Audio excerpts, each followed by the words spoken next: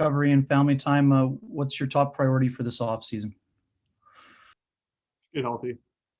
That's first and foremost. Just try to, take care of some things this offseason and, get back to feeling good. Go next to Sean Reynolds from Sportsnet. Go ahead, Sean. Hey, Blake. Paul, after the game, had said he, feels this is kind of the beginning of this team's arc upwards. For a lot of us on the outside, it looks like that arc started in 2018 and has maybe faded a little bit or stalled. Where do you see this team in regards to its build towards what you clearly want to get to? Yeah, I mean, they're kind of two different sort of peaks and on the radar. I think 2018 was a team that was built a lot different than our team now. Our back end was really strong in terms of just having veteran guys and guys that have been here for a while. It's kind of a strength of our team, and our core was still very young.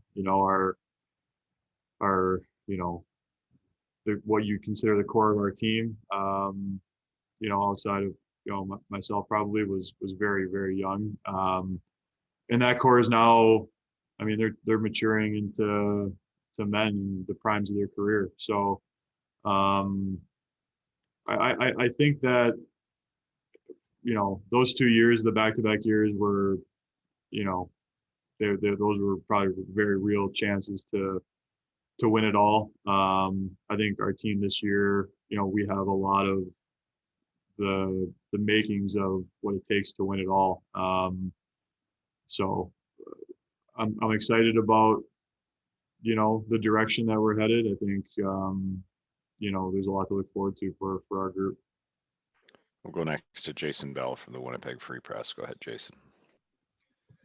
Blake, in your occupation, it's different for a lot of us where we wouldn't have one time a year where you're looking around the room and you're seeing guys for maybe the last time. It's a different kind of workplace. What's a day like today like when again that there's going to be faces that you've gone to war with that you're parting ways? Yeah, it's hard. That's the worst part of the job is the revolving door. The teammates you build a strong bond with, and guys that you really rely on, guys you really enjoy being around, and then they're not around anymore. So that's the hard part of the job. The best part of the job though is that you still talk to a lot of those guys. I mean, even after our last game, the amount of former teammates that reached out, and it's just great. You make a lot of lifelong friends in this business, which is pretty unique. I think you lay it all on the line with guys, and you form a bond with the guys that'll kind of meet you halfway and lay it on the line with you, and you form a lot of really good friendships. So it's more of like we'll see you later than a goodbye kind of thing, because you'll either play against them or you'll see them down the road. We'll go next to Sarah Lesky from TSN. Go ahead, Sarah. Like throughout this season, you've always made sure to kind of put everything into the context of being a professional athlete and versus everything that maybe some of the challenges economically that people are going through right now and hardships. But has this been one of the most challenging seasons for you in your career, just because of everything that you guys have had to deal with? I mean, Sarah, it's a great question, because it's so true, but I just got to be really careful with how much I come up here and start trying to complain about how hard things were. And I know you're not trying to, that's not what you're getting at, but I just want to be, you just got to be really careful with how much you're putting what my family, what I've been through personally this year, what my teammates have been through this year, in the face of everything else that's going on in the world, in Canada, in Winnipeg right now. So, the truthful answer to your question is, yeah, it was by far the hardest year.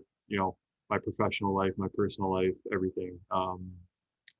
You know, it was equally hard for my wife, probably harder, you know, because she had to live by my rules, even when, you know, the rules weren't kind of the same in Winnipeg, when you could still go to dinner, when you could still maybe see a friend or two. You know, she couldn't do that.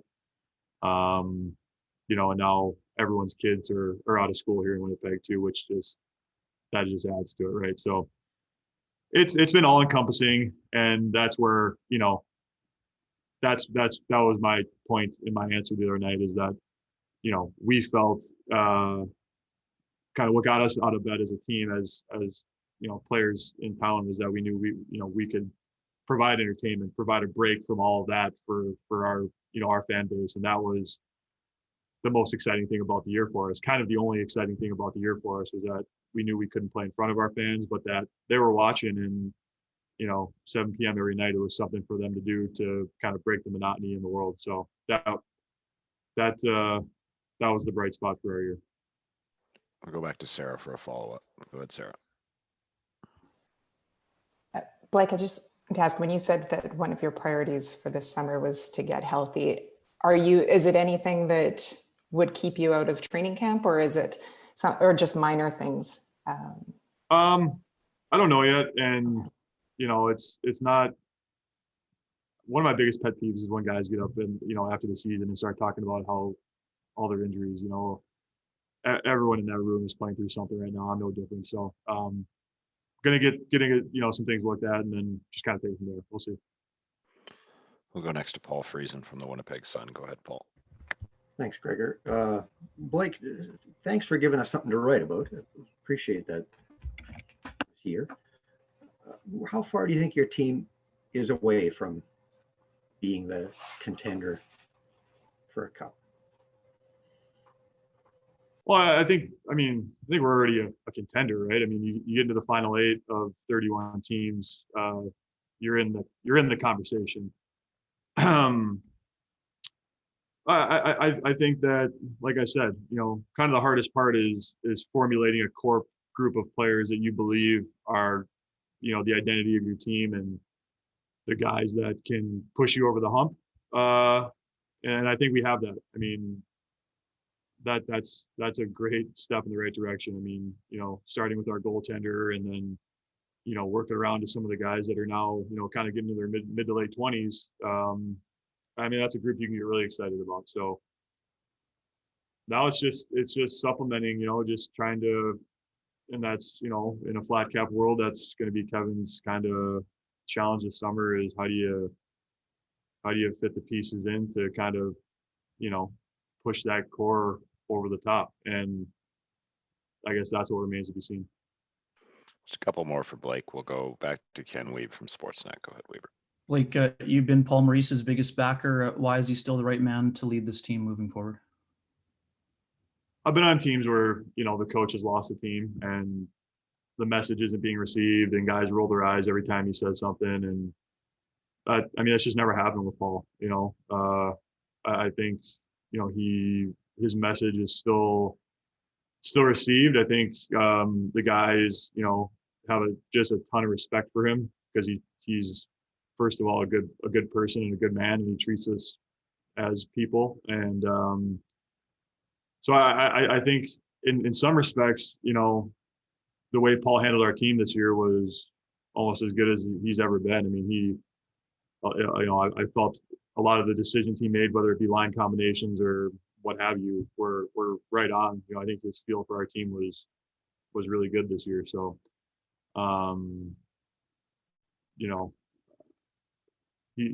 there's a lot of coaches that haven't won playoff rounds, you know, and you know, to win a playoff round, you know, this year, it's not our goal, but there is still some kind of accomplishment in that. And, you know, he would never acknowledge that, because it's not what we're in this business for. But big picture wise, to, you know, make the playoffs, win a round, you know, you just have to kind of keep that in perspective and take the positives out of that. Final question back to Sean Reynolds from Sportsnet. Go ahead, Sean.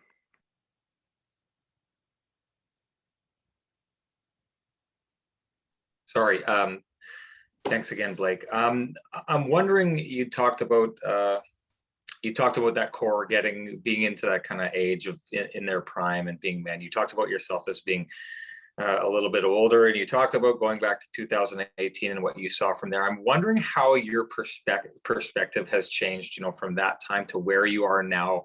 You wear your heart on your sleeve when you're talking about winning the Stanley Cup. I know it's your ultimate goal. I know there's probably not anything in your career that you care about more than that. So how has your perspective changed over those years as far as the urgency that you may be feeling in achieving your goal?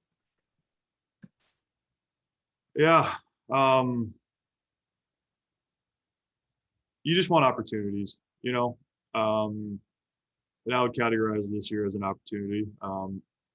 So looking forward, that's all I care about. I care about being on teams that are in that conversation, that have a chance, that are playing in the playoffs, because from that point, anything can happen.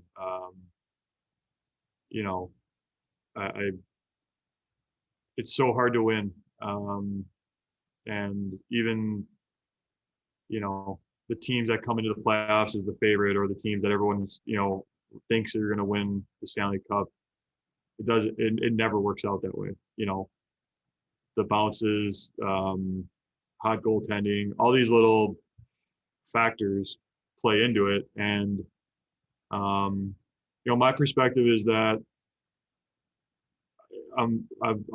basically what I've always done here. I'm going to give everything I have to this team in this city for the rest of my career here, and I hope that ends with our team raising the Stanley Cup.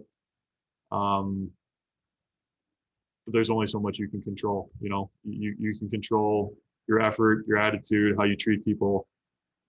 I'm going to do that every day, and like I said, I believe that that's going to get this group over the hump, and we are going to win.